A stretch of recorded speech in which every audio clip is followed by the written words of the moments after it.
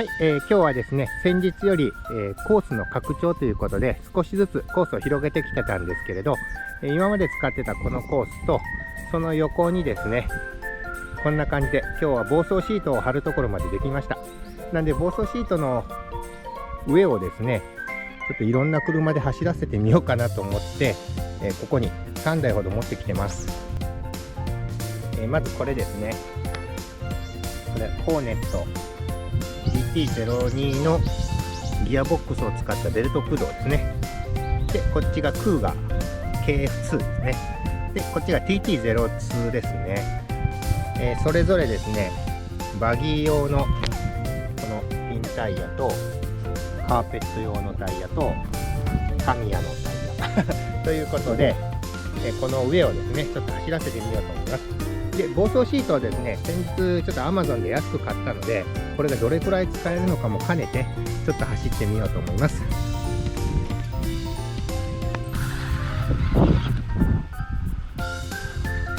パイクタイヤ滑る。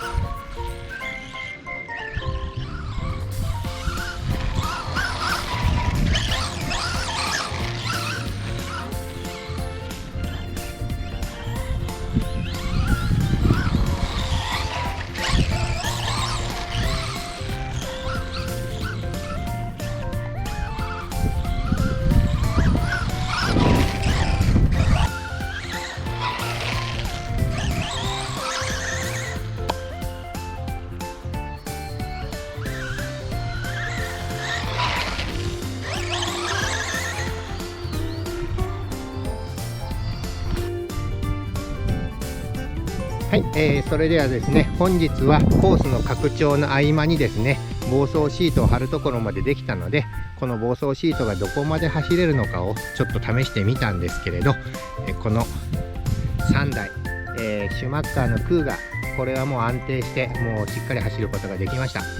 で、ホーネットはですね、さすがにちょっとスパイクタイヤが合わないのか、よくスピンしてたので、これはタイヤ変えてまた遊びたいと思います。で、この TT02 ですね。さすがにやっぱオンロード仕様なので、まあさすがですね、かなり飛び跳ねてたので、タイヤは問題なかったんですけど、結構走りにくかったです。また、このラジコンのこのコース、しっかりと連結させて、きちんと一周できるような形に整えて、また動画にしたいと思います。それでは本日の動画は以上となります。また今後もこういったラジコンの動画や自分の興味の持ったことや疑問に思ったことはどんどん動画にしていきますので、よければいいねボタン、チャンネル登録もよろしくお願いします。それでは最後までご視聴いただきありがとうございました。失礼します。